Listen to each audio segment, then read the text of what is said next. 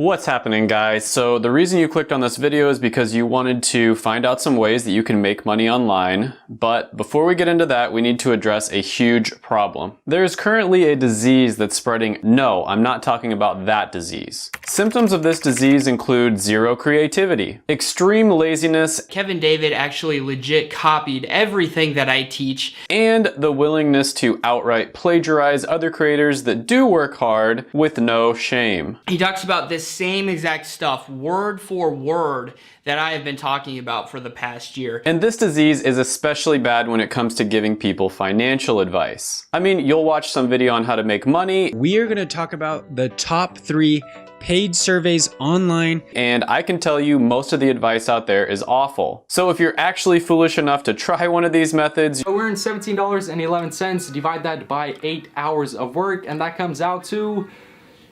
$2.13 per hour. You're probably going to be very disappointed. But don't worry, because I got you covered, fam. Over the years, I've tried a lot of the make money online stuff out there, and there are a few methods that do actually work. I started trying all sorts of different side hustles and small business ideas as a teenager, and there were a few methods that actually worked, even for somebody who didn't have any experience and was broke. It's so easy, a caveman could do it. The best method that I found made me nearly $100 an hour. And everything that I mentioned on this list is going to be either something that I've tried myself or close friends of mine have done. So it's not going to be some copy of something that you've already seen 100 times. So first on this list is going to be how to sell pictures of your feet. Just kidding. I don't think anybody would want to buy something like that from me.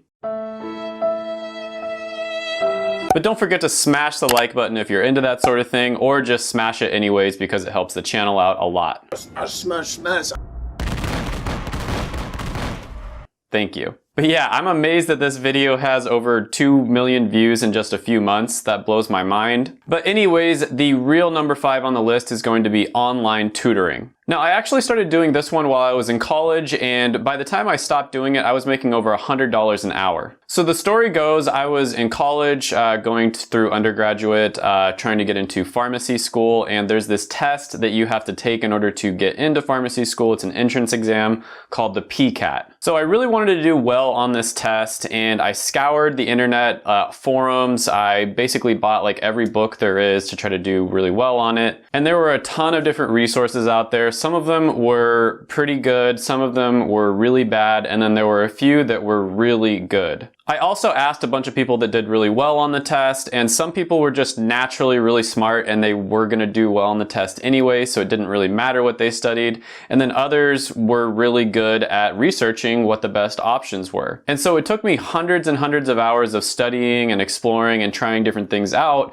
for me to find what the absolute best option was, and this one was so much better than anything else out on the market. It wasn't even funny. And for the 0.01% of my audience that's actually studying pharmacy, it's Dr. Collins PCAT Prep. Seriously, this guy, Dr. Collins, must have an inside guy that writes the questions or something, because the stuff he told us to study was exactly what was on the PCAT. It was crazy. It was almost like he wrote the test himself. So anyways, I'm not that smart. I'm not one of those students that just naturally does really well on their tests and it really doesn't matter what they study. So I was able to do pretty well on this test because of the fact that I was able to find that really good resource. And so a lot of my friends wanted to know how I did so well on the test, and I shared my secrets with them. After a while, they started telling their friends about it, and it sort of just like spread through all the people who were taking pharmacy in undergrad at the University of Kansas. And so I started charging like $50 an hour or so because so many different people wanted to know how I did so well on the test. Now keep in mind, at this point I had done zero marketing. It was all word of mouth, and people were coming to me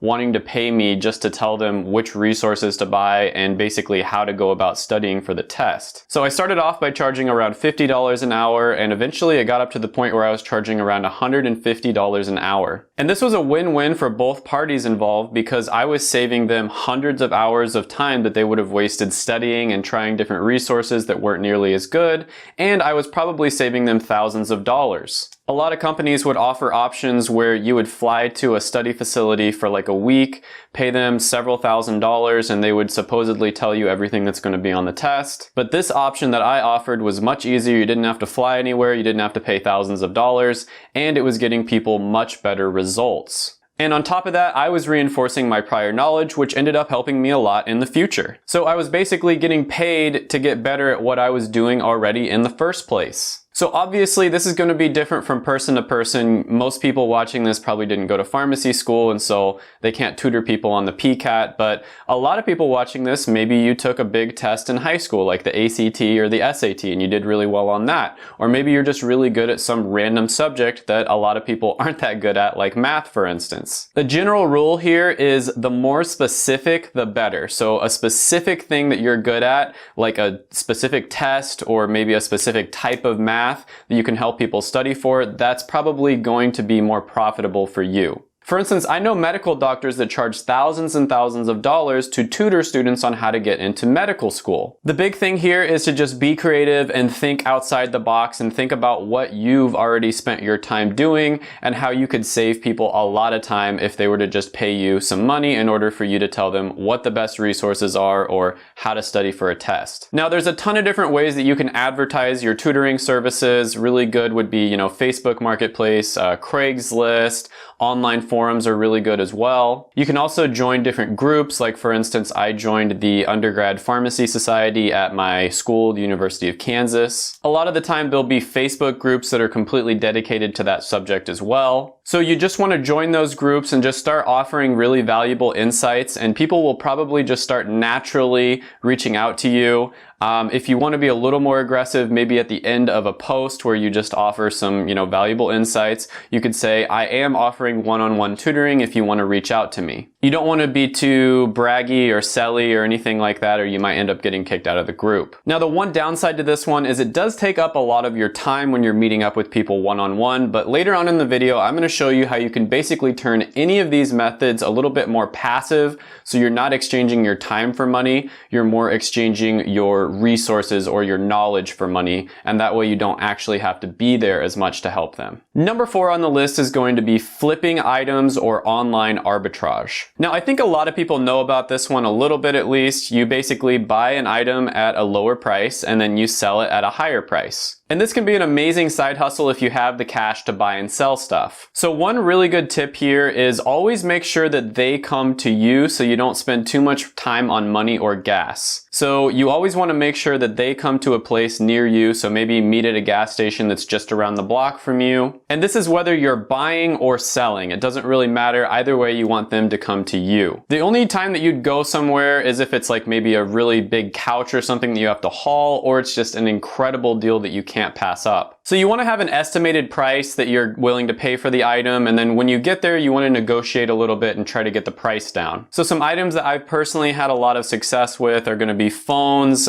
game consoles, laptops, different like accessories like iPods, for instance. Perfume and cologne is a really good one as well. And then video games as well. You can also do this on eBay as well. An item that I saw selling really well on eBay, for instance, was different buttons on a keyboard. So people would just go out and buy a bunch of different keyboards, and then they'd sell the individual buttons on eBay for like $3 each. The trick here is to just be creative and try to think of different things that people are searching for and wanting to buy online. And you want to avoid items that are in a really competitive niche, like something that a big company would be selling, for instance. You want to totally avoid those sorts of items because there's just no way you can compete with a big company. People do this with cars all the time as well. They'll buy like a broken down car and then they'll sell each individual part on eBay or online for much more than what the whole car is worth. And if you're not self-quarantining and you're willing to leave the house, you can also go out to garage sales or go thrifting. Anyways, you can find amazing items at garage sales for pennies on the dollar. Antiques and collectibles can be really great for making money. Furniture can be really great too if you have the room to store it, because a lot of the times when students move out, they'll just leave their furniture on their lawn. There are a ton of options here, and ever since I got my first vehicle when I was about 16 years old, I started doing this, and I've been making really good money doing it basically ever since then. And it's kind of hard to say how much you make per hour because it's kind of here and there, but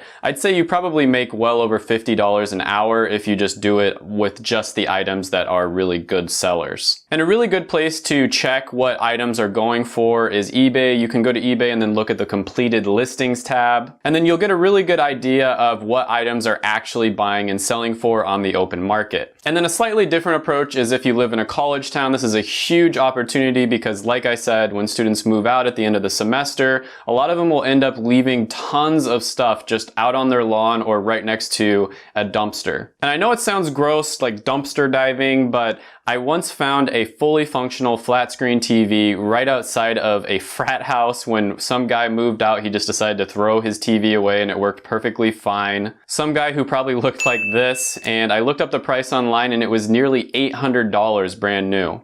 Thanks, Chad. Now this one can be great as a full-time gig, but it's also just really good as a side hustle as well. Something that you can do once in a while. You kind of just wait for something to fall into your lap. Don't spend too much time on it. So number 3 on this list is going to be teaching English online. So 2 really great resources for this are going to be Cambly as well as QKids, and these are ones where you can just basically get started with this. And I think this one is pretty self-explanatory, but you basically teach people that are not from the United States of America how to speak and write in English. With Cambly, you're making around $20 an hour when you first start off. With QKids, it's around $10 an hour. QKids is a little bit easier to sign up for than Cambly. And usually they just want to chat a bit, and you don't have to be like an expert in English. You don't have to have an English degree or anything like that. They basically just want to have a normal conversation with normal American or dialect, if that makes any sense, with somebody who is from the USA. Now you can start off on these websites just to get a little bit of experience, and then after you've done it for a little bit, you kind of know the ropes,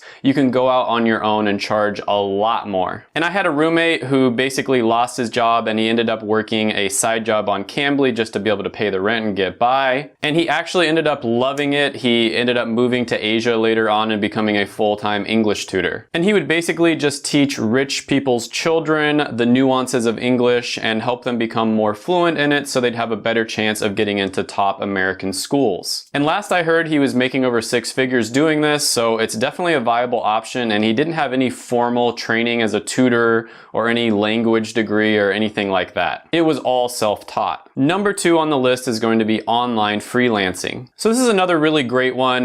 Basically, you learn a valuable skill that people are willing to pay you money for it, and you do it on the side at first, but eventually you can turn this into a full-time gig. So many entrepreneurs I know got started doing things like this, and I've even known people who have switched careers just by starting it off as a side gig and then moving into a full-time thing. Now, there are a ton of sites out there where you can use to get started doing this. The most common ones out there are going to be Fiverr and Upwork. Now, of course, there are some skills out there that pay a lot more than others. Bitcoin developers, for instance, which is super random, are making $215 an hour on average, whereas logo designers are not going to make nearly as much. Now, the trick to freelancing is to position yourself as an expert in something extremely niche and specific. You always want to position yourself as a specialist, not a generalist. And this is the biggest mistake I see people making. By far the most common mistake is they will basically say, oh, I can do anything for you. You know, I'm a generalist. I can do anything you want in this realm. Maybe like it's making art, for instance. When you position yourself as a jack of all trades, you end up getting paid less. You can look at this with doctors or lawyers, basically any profession out there. If you are a specialist, you're going to get paid more than if you are a generalist. Generalists get paid less, they have less fun, they're less respected, they get worked a lot more, and they probably won't even get as many jobs. What you want to do is find a very specific skill that pays very well and has a lot of demand, learn how to do that skill, and then position yourself as a specialist and an expert with that specific skill. For example, if you're a photographer, consider becoming an expert on event photography specifically. If you're into online business, maybe you should consider becoming an expert on lead magnets specifically. Or maybe you got a business degree, you want to kind of switch careers, you can consider positioning yourself as an expert on pricing and strategy strategy consulting. If you're in the computer science world, you're a programmer, consider becoming an expert on image object recognition. I think you get the point here. There are certain skills that are going to pay you over $100 an hour, and then there are others that are completely saturated. You're not going to make that much from them. And you want to position yourself as an expert and an authority on those specific skills that make quite a bit of money. Now, when you first start off, you're probably not going to make nearly as much. You have to do an amazing job for all of your clients, and then you're going to get your name out there, and there's going to be a lot of referrals and word of mouth and all that sort of thing. Now, number one on the list is very similar to freelancing, but in my opinion, it's even better, and that's consulting. Now, there are a lot of similarities here. Just like with freelancing, you're going to want to become an expert or a specialist on something that has a lot of demand and pays very well. Now, with freelancing, you would start off by doing most, if not all, of the work yourself. This is what's known as a done-for-you business model. And it's extremely time-consuming and also can make you very tired because it's probably very hard and repetitive work.